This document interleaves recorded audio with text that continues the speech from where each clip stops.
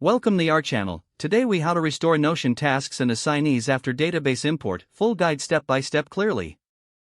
Begin by ensuring you have your Notion database export file ready.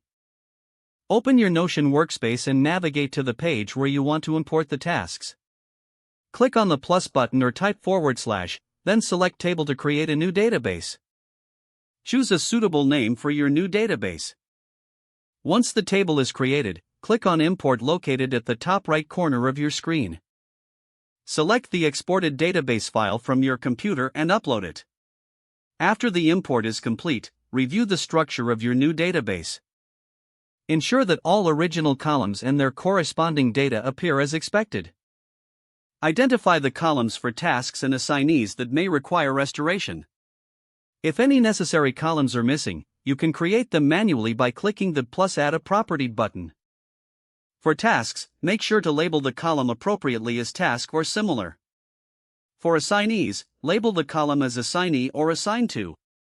Next, copy the data from the imported file into these newly created. You can do this by clicking on the cell in the database and pasting the specific task or assignee information. Repeat this process for all tasks and their respective assignees. If your assignees need to link to other databases, ensure you set that property as a relation type.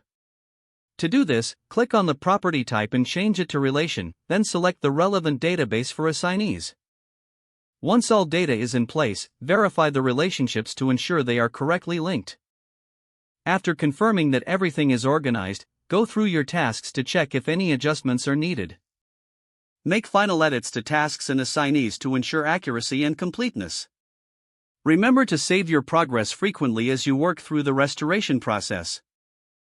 Review the entire database one last time to ensure all tasks and assignments are accurate before using the database for active tracking. If the page does not load, refresh the browser or try again in a private or incognito window. Make sure you are using the correct email address, then retype it carefully to avoid small typos. If your password is not accepted, use the reset option and create a new strong password you can remember. Check your spam folder for verification or security emails, then complete any requested confirmation steps. Enable two-factor authentication if available to improve account security and reduce unauthorized access risk. After signing in, review your profile details so your contact information and settings are accurate and current. If you see an error message, note it down and try again after restarting your device and internet connection. Don't forget to like this video and subscribe to our channel for more step-by-step tech guides.